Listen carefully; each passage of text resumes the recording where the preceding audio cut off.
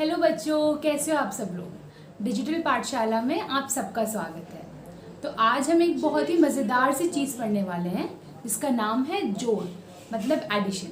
तो चलिए पढ़ना शुरू करते हैं। तो आज हम पढ़ने वाले हैं जोड़, जिसे हम लोग इंग्लिश भाषा में एडिशन भी कहते हैं। तो चलिए पहले जान लेते हैं कि जोड़ का मतलब क्या है। जैसे कि नाम बता ही रहा है हमें, किन्हीं 2, 3, 4 या उससे अधिक चीज़ों को जोड़ना, उसे हम कहते हैं जोड़। मैंने बोला कि मेरे पास ये एक पेन है और मेरी दोस्त ने मुझे एक और पेन दे दिया। अब पहले मेरे पास कितने पेन थे? सिर्फ एक पेन था मेरे पास। लेकिन मेरी दोस्त ने, मान लो मेरी दोस्त का नाम है मीना, मीना ने मुझे एक और पेन दे दिया। तो अब मेरे पास कितने पेन हो गए? एक मेरा अपना पेन और एक मेरी जो दोस्त ने पेन दिया था। तो मेरे पास कुल कितने पेन हो गए? 1 और 2 पेन, मतलब मेरे पास कुल 2 पेन हो गए।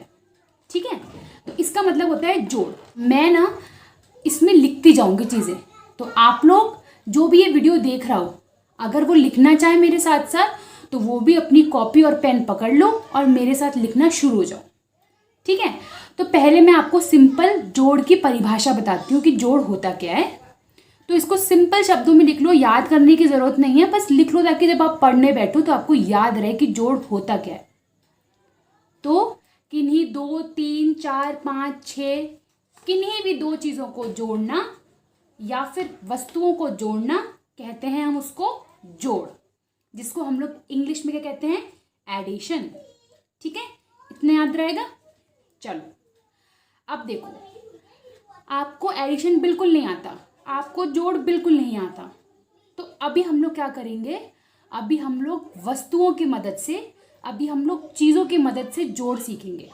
ठीक है, तो सबसे पहले हम लोग क्या करते हैं? हम लोग सबसे पहले चीज़ों की मदद से जोड़ सीखते हैं। तो चलो शुरुआत करते हैं। अब हम फिर से ही वो 2 पेन का उदाहरण ले लेते हैं। तो ये 2 पेन मेरे पास पहले से ही थे। ठीक है, अब मैंने क्या किया कि मैंने 2 पेन और ले लिए, जो कि मैं बाज़ार से अपने संग ले आई थी।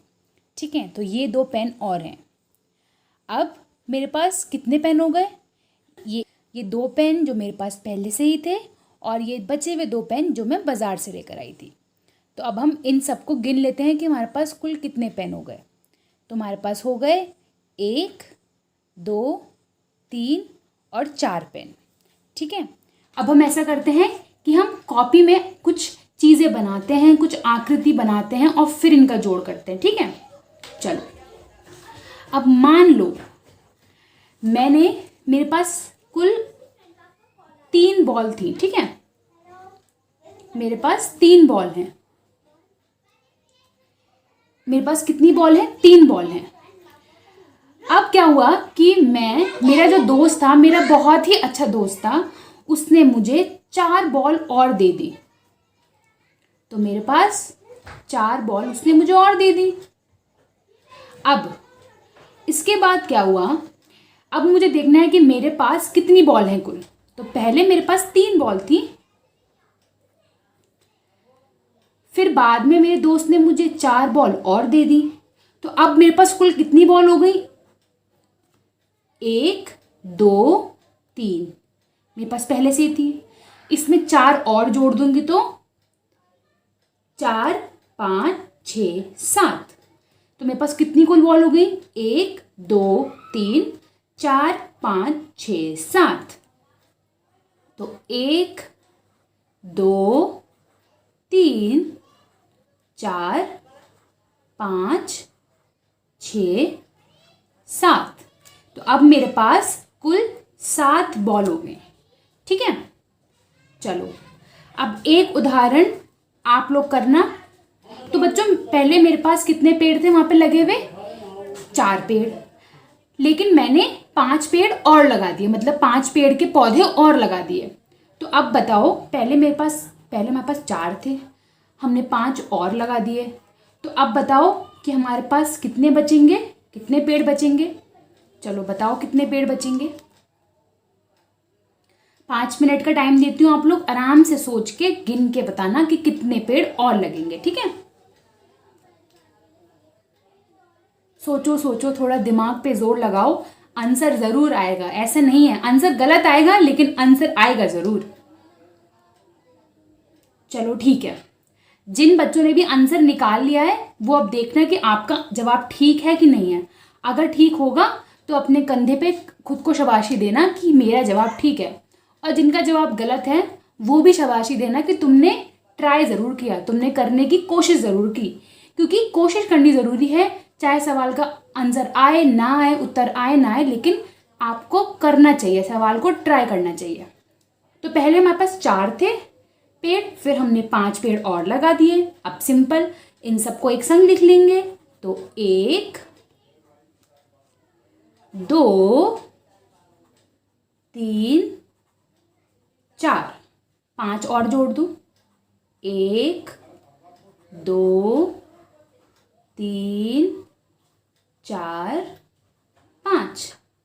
अब इनको गिन लेते हैं। 1 2 3 4 5 6 7 8 9। तो हमारे पास कुल कितने पेड़ हो गए? 9 पेड़। ठीक है। तो बच्चों देखो, अभी तक हमने क्या सीखा था, ये चीज़ों की मदद से जोड़। तो ये हमने बहुत सारी तरह की चीज़ें बनाई, हमने बॉल बनाया, हमने पेड़ बनाए, हमने पेन की मदद से, हमने ये जितने भी हमारे पेन थे इनकी मदद से हमने जोड़ना सीखा। अब एक और तरीका है जिससे हम लोग जोड़ कर सकते हैं अपनी उंगलियों की मदद से। जैसे मैंने आपसे बोला 2 + 3 कितना हुआ, तो आप क्या करो, सबसे पहले आपको करना है 2 + 3। तो 2 + 3 करोगे आप तो कितना हो जाएगा? एक हैंड्स में ले लो 1 और 2, इसमें 2 फिंगर्स हो गई। ठीक है। फिर दूसरे हैंड में आपके कितने करो? 3। तो 1 2 3। अब आप देखो आपकी टोटल कितनी फिंगर्स हैं, कितनी उंगलियां हैं। 1 2 3 4 5। तो टोटल आपकी कितनी फिंगर्स हैं? 5, मतलब 5। तो इसका आंसर कितना हो जाएगा? 5। ठीक है। एक और उदाहरण लेते हैं, ये बहुत ही आसान है। अपने हाथ को आप मान लो 10 उंगलियां। 1 2 3 4 5 6 7 8 9 10। एक और सवाल ले लेते हैं, 5 + 4। ये सवाल का उत्तर बच्चों आप दोगे। फिर से 5 मिनट का मौका दे रही हूँ मैं आपको, लग जाओ इसका आंसर निकालने पे और ट्राई ज़रूर करना। ठीक है, ट्राई करो, दिमाग पे जोर लगाओ। तो अब मैं बताती हूँ कि इसका जवाब क्या होगा। 1 2 3 4 5। इस वाले हाथ में 1 2 3 4। ठीक है।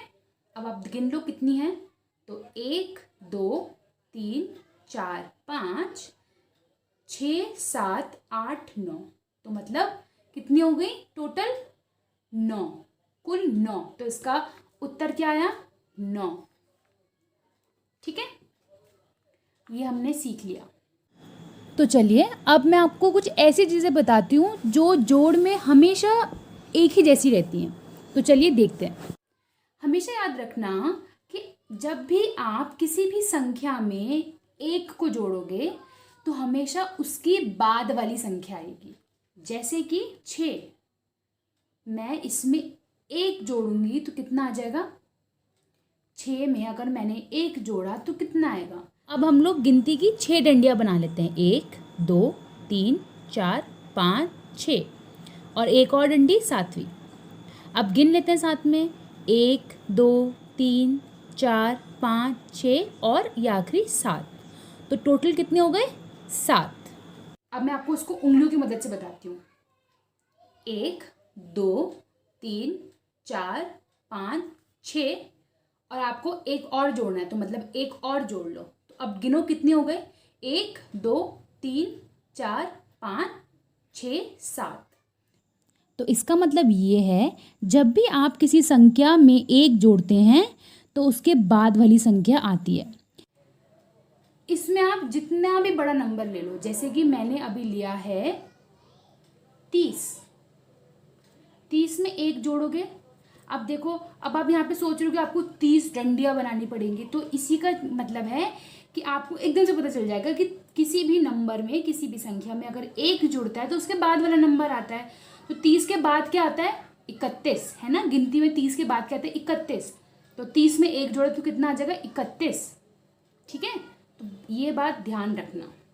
एक और चीज़ सीखते हैं हम कि किसी भी संख्या में अगर 0 जोड़ते हैं तो वही संख्या आती है। ठीक है, अगर आप 2 में 0 को जोड़ोगे तो 2 ही आएगी। अगर आप 3 में 0 को जोड़ोगे तो 3 ही आएगी। ये बात याद रखना कि जब भी आप किसी भी संख्या में 1 जोड़ोगे तो उसके बाद वाली संख्या आएगी, चाहे वो कितना भी बड़ी संख्या क्यों ना हो। ऐसी जब आप किसी भी संख्या में 0 को जोड़ते हो, 0 को जोड़ते हो, तो वही संख्या आती है। ठीक है, जैसे कि 2 में 0 को जोड़ा तो 2 ही आएगी। अगर आपने 3 में 0 को जोड़ा तो 3 ही आएगी। अभी तक आपको समझ में आ गया कि हमने जितना भी तरह से पढ़ा। अगर आपको कुछ भी समझ में नहीं आ रहा है तो आप एक बार वीडियो को फिर से ले जाओ शुरुआत पे और फिर से पढ़ो ढंग से। ठीक है।